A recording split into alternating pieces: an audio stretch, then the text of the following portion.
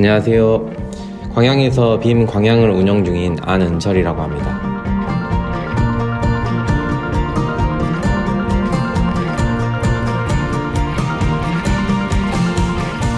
지금 총 대수는 150대 정도입니다. 처음에는 100대로 시작해서요, 저번 달에 50대를 더 추가한 상태입니다. 주로 킥보드에 있는 배터리를 갈고요, 파킹 포인트에 재배치를 하고, 고장난 킥보드들은 수리도 하고 유지하는 그런 일을 하고 있습니다. 배터리 상태나 흩어져 있는 정도에 따라서 조금씩 다르긴 하는데요, 100대 기준으로 했을 때 2시간 반에서 3시간 그 정도 걸리고요. 지금은 대수가 늘어났기 때문에 150대 기준으로 조금 세심하게 관리를 한다면 4시간에서 5시간 정도 소요된다고 생각하시면 될 것 같습니다.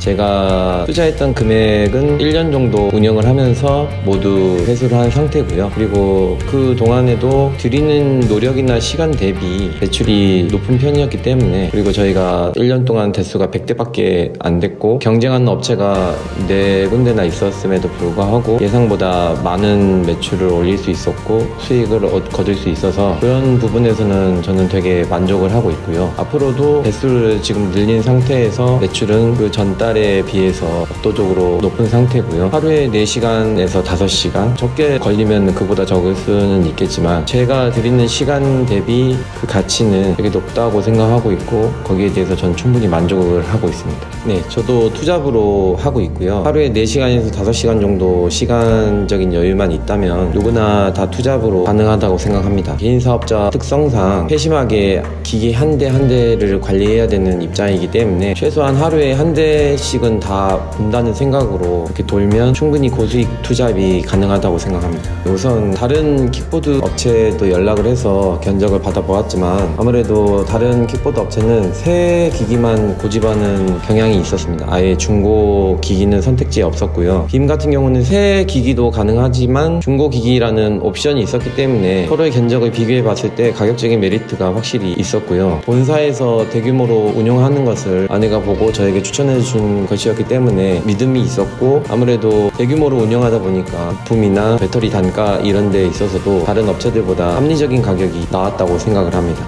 본사가 직영으로 운영을 하기 때문에 소규모로 운영하는 가맹사업에 치중하는 다른 브랜드하고는 다르게 믿음이 있었던 것 같기도 하고요.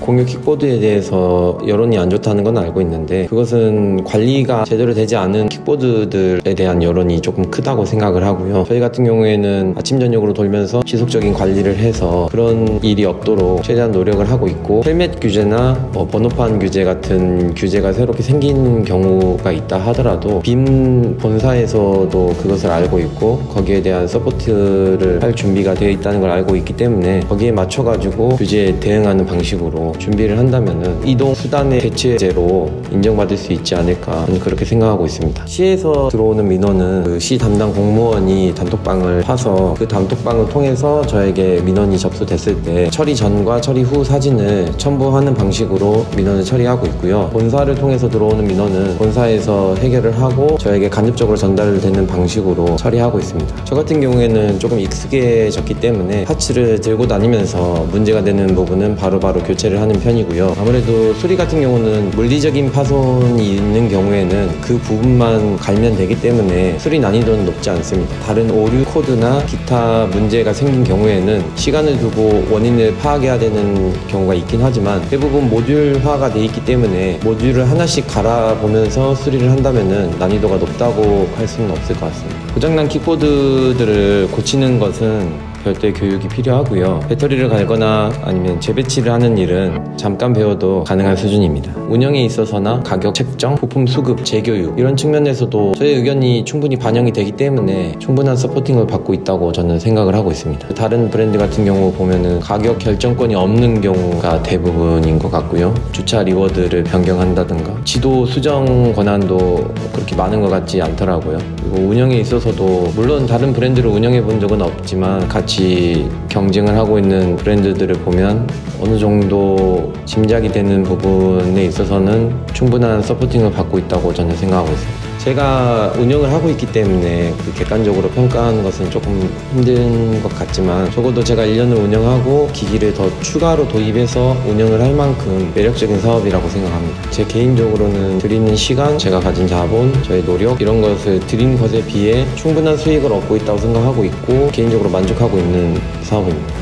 빔 어플에서 보시면 알겠지만 빔은 대도시에 수천 대씩 운영하고 있는 큰 규모의 킥보드 회사이기 때문에 거기에서 오는 다양한 인력풀들을 제가 서포트 받을 수 있다는 점이 가장 좋았던 것 같습니다. 예를 들어서 각 지역별로 있는 웨어하우스에 제가 수리를 하지 못하는 기기가 있다거나 아니면은 수리 재교육을 받아야 되는 경우에 찾아가서 재교육을 받고 수리를 받은 적이 있고요. 어플 운영에 있어서도 타 회사에서 서버 점검한다고 며칠 동안 운영이 안 되는 그런 시기에도 빔은 안정적으로 24시간 운영이 가능했고요. 새로운 예약 기능이나 여러 가지 기능도 계속해서 업데이트되고 있기 때문에 그런 부분에 있어서 운영하는 데 많은 도움이 되었습니다. 다시 선택을 하라고 해도 저는 이 가맹 사업을 선택할 것 같아요. 왜 그러냐면 개인적으로 돈을 벌더라도 환경에 도움이 된다는 그런 느낌을 가지고 있고요.